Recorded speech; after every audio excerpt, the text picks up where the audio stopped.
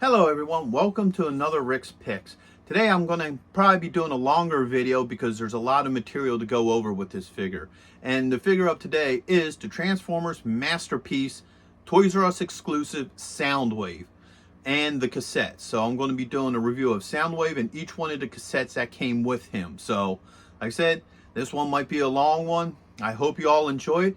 And if you do, hit that subscribe button, share, and just remember to hit that notification bell too so you can see more content like this.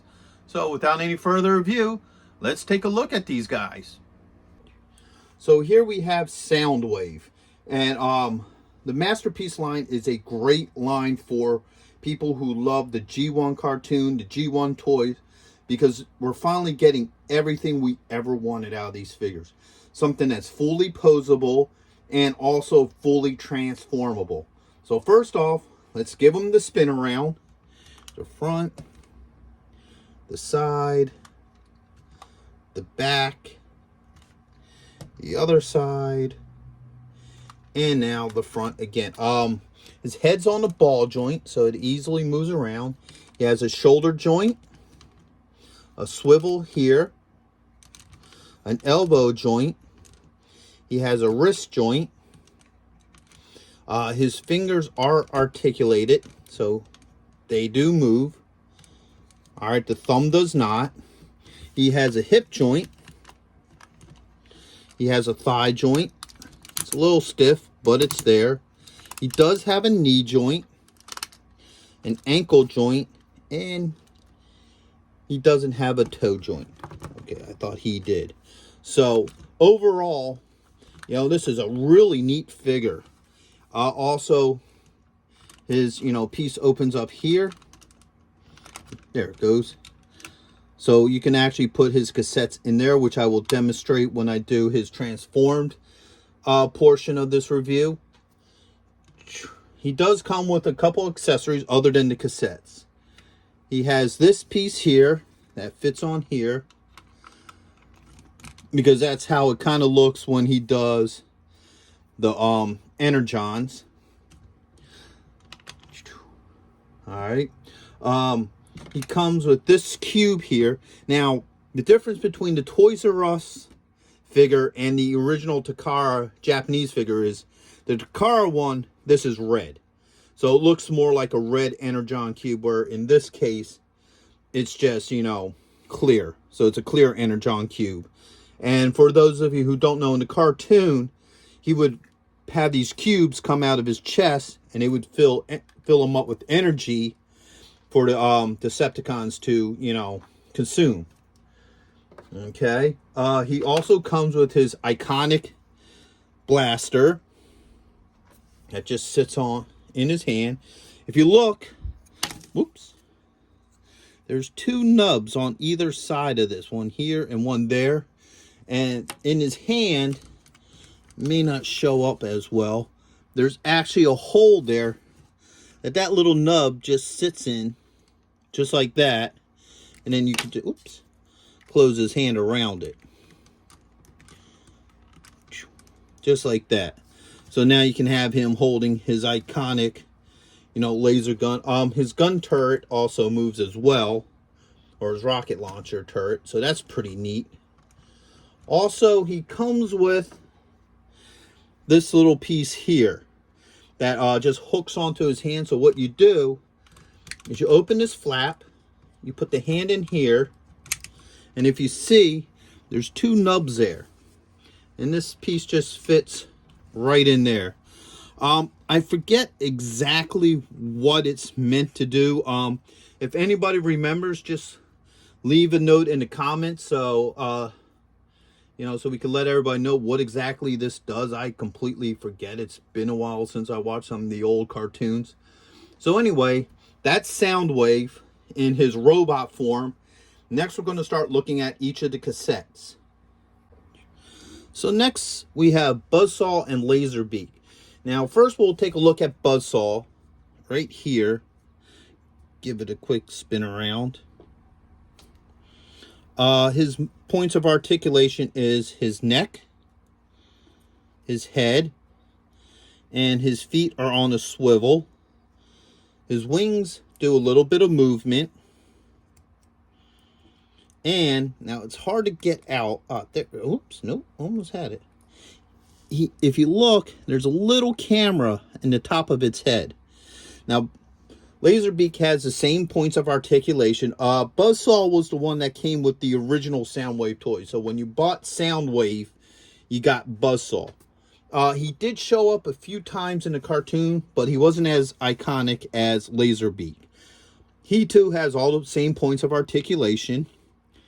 There's a top view, a bottom view, a side view, front view, and a rear. Now, because these guys are so easy to transform, I'll transform one of them here in front of you so you get an idea of how the transformation process goes. You just take the wing, this folds under, the two legs fold under like this. There you go. That closes in like that. And you take this wing, this goes up just like that as well. And it folds up like this. These little fins here fold over like this. And then that just folds in like that and like that. The head just pops in here. And voila. Now you have Laserbeak in cassette form. So I'll put him over here.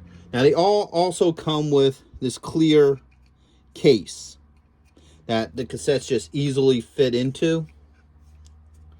So we'll take, oops, put you this way. Actually, you know what? It slides in like this.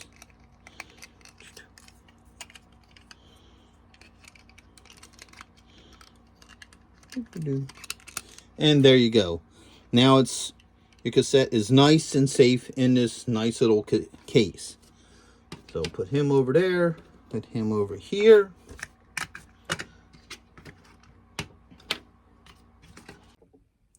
Alright, so here we have Rumble and Frenzy.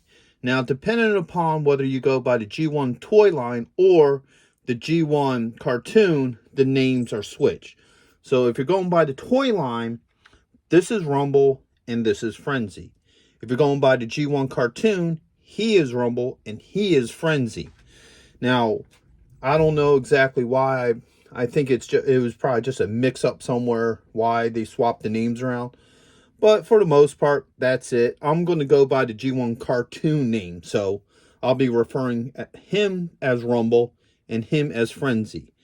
Now, the only difference between these two figures is the color scheme.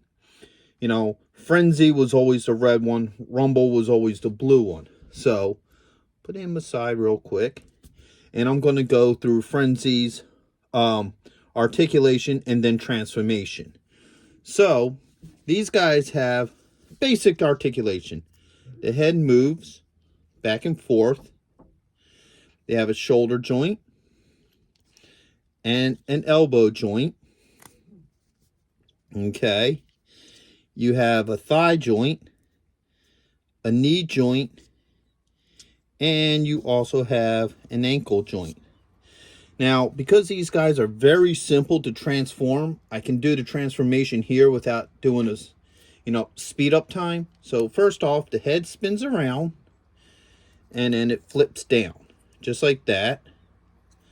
All right, the hands just fold in like this. Here we go. Now, sometimes these hands get stuck in there. So all you do is take a small screwdriver and gently, pry them out. And like I keep saying, I'll say it over and over again, with any of these transformers, just be careful when you're transforming them. They do have gentle joints. Don't force anything. Just, gently put them into place. Now, that buckles down like that. The arms go like this. So now you have the top part of the cassette. The feet bend in like that. The legs spin like this. And then now here's the tricky part. There's a weird joint in here that the leg just kind of shifts. So you got to play with it for a minute. And then you know, once you do, it just fits in there like it's supposed to. See? Just like that. And now I'll do it with the other leg. Now if you look here, there's this little spot right here, and that just fits right in this little tab. So there we go. Boom. And now he is a cassette. They come over here. Now they all also have the same, you know, tools. So Rumble has the blue accessory. So you have this, the guns. The same with Frenzy, has the same thing. So you got the power driver and his guns as well. Now, this is a neat setup because how this is designed is, for starters, his guns, there's a little peg right here on the back. You see that? That just sits in nicely in these little cassette holes. He has them for both sides. So now you have your standard look with the two cannons behind them. He also can take it off, and if you spin this around like this, so it's in that position, he can also use it as a gun, a handgun, which is pretty cool. So put it back on the back position.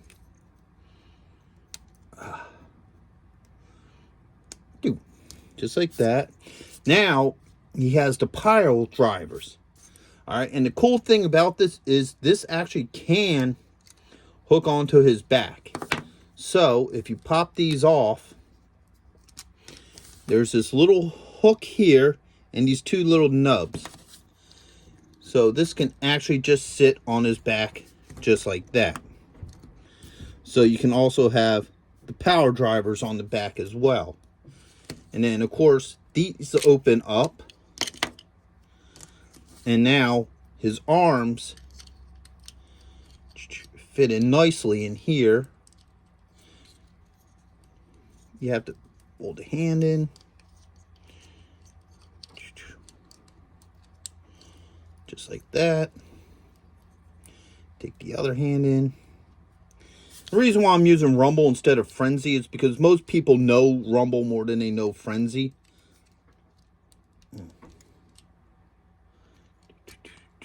There we go. So yeah, so now he has his power drivers and they do open up. So if you want them in this position or however you want to do them, like he's power driving the ground and splitting it open, he can do that. Once again, you can also put the guns back on his back. Just like that. So he is ready to pound ground. Now, the other neat thing about these accessories is when you take these off of him, close up the power drivers, his guns, if you pop the top off here, will actually slide in here. Gotta remember how this goes.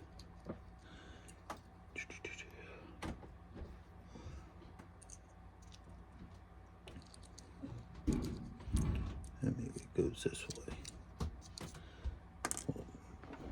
All right, so what you got to do is if you look at the top in here, you see that? This lines up like that. Like these two pieces will go in between the gap, and this will go in here. Whoops. I think I got to switch it. Yeah. Boom. So see, that just slides right in there. The cap closes, and then you could just, boom, store that like that. So you do it to the other side. Boom. As well. Okay, it has to be like this. It has to be in the gun position, not the back position. So just boom. Pop that in there like that.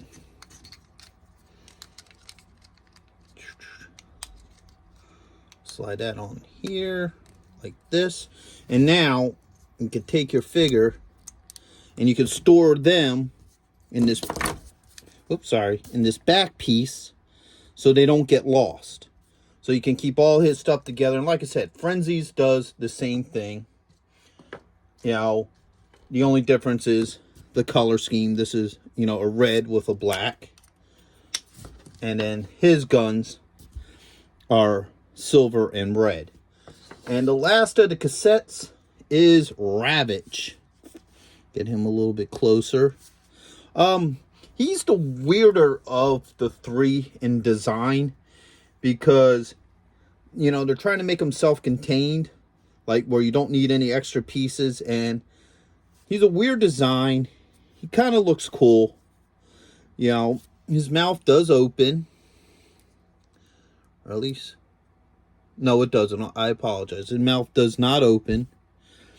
You know, he has his missile packs on the side, but they're slightly smaller on this than the original toy, because the original toy, they were pop-on pieces, where this they integrated into the transformation. It's the same with the birds. If you look at, you know, Buzzsaw here, he has his two little packs on the back. The original figure, these were separate parts and you just pop them into holes. So now this one's a little bit goofier to transform, so bear with me. His head splits and comes down like this. All right, the arms spin around in a weird way.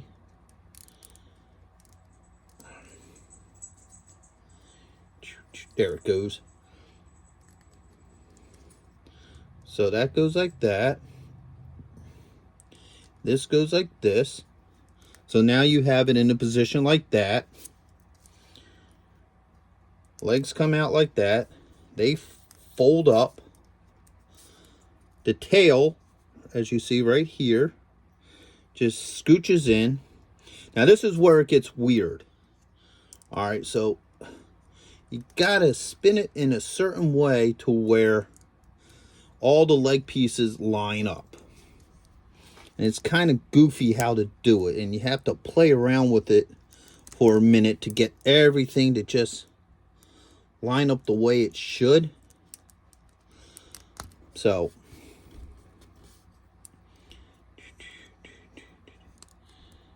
I think this goes this way.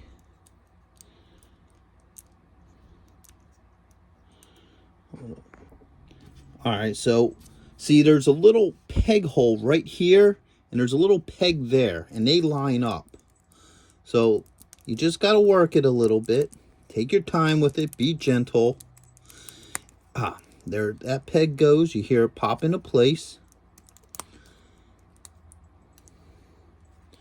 And then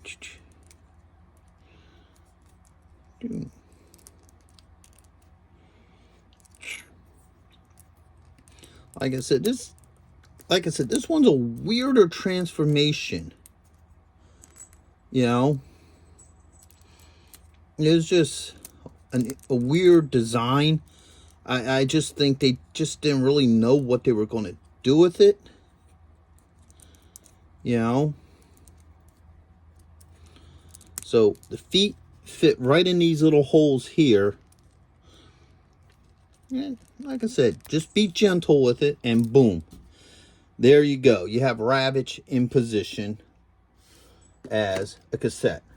So with that being said, now we're going to work on the actual transformations of Soundwave. All right, so this is me transforming him in a speed up time frame, because originally it took me about 6 minutes or so to transform this. That would be a little too long for this video, so I broke it down into a minute. These figures are very complex in their transformation, but the end results are great. They're really nice looking figures, both in his case, robot and cassette player form. It takes a minute to do it. You know, you just take your time and you just figure it out like a puzzle. So, you know, that's all you got to do. It's very, you know, intricate, and the end results is, you know, worth the, you know, time it takes to change them.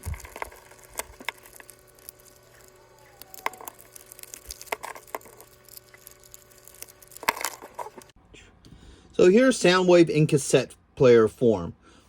He's very well detailed. I mean, they really went all out with the detail. His cassette case opens up. We have Laserbeak right here.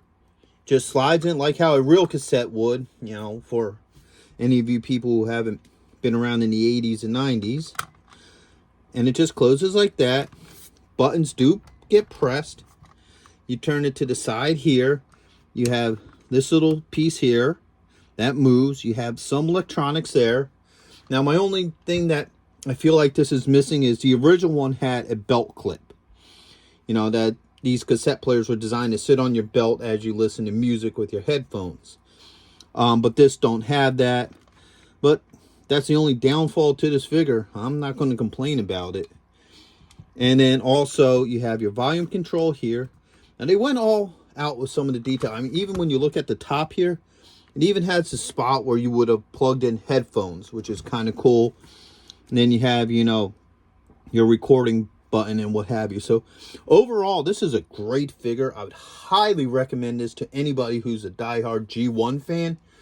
If you could find it, you know, it's worth getting. So I hope you all liked this review. If you did, hit a like, share, subscribe, hit the notification bell. And if you want to see more Transformers stuff, I have a Transformers Masterpiece playlist that I'm putting together. So that's going to keep on growing. So if you're interested, take a look at it. So until the next time, late.